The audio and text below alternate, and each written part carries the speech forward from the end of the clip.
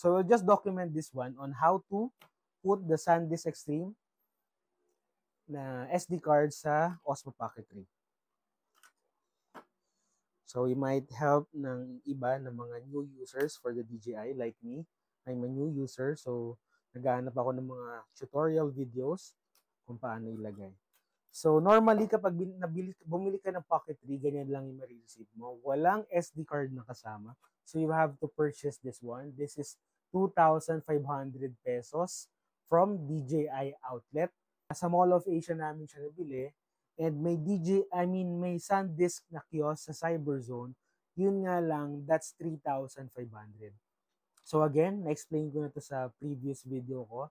You have to purchase Extreme or Extreme Pro.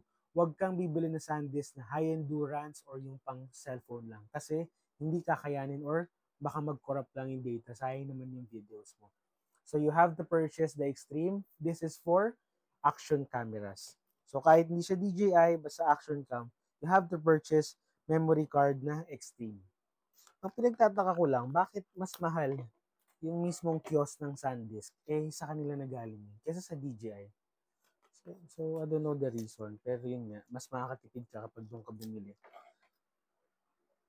Buti na lang, nag-ask yung wife ko doon sa DJI mismo, since may contact siya, kung magkano. So nakatipid kami.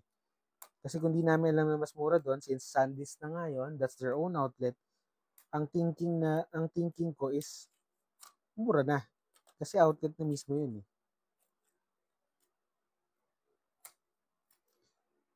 Or maybe, baka mas mahal yung rent nila doon sa kiosk kesa sa DJI since this is as an additional accessory from them. Or additional sale. Yung ibang mga creators, napanood ko is parang dalawa yung binibili nila na 256. May 512 naman, pero sabi ng DJI na staff is kaya na daw mag-record nito for 1080p ng around 14 hours na video. Pagka 4K or 3K ka naman na creator, mga 6 hours daw yung max.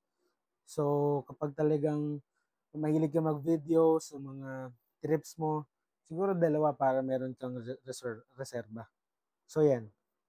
So, sa right side, ayan, facing nung mismong screen, nandyan yung memory card slot. So, nalagay natin.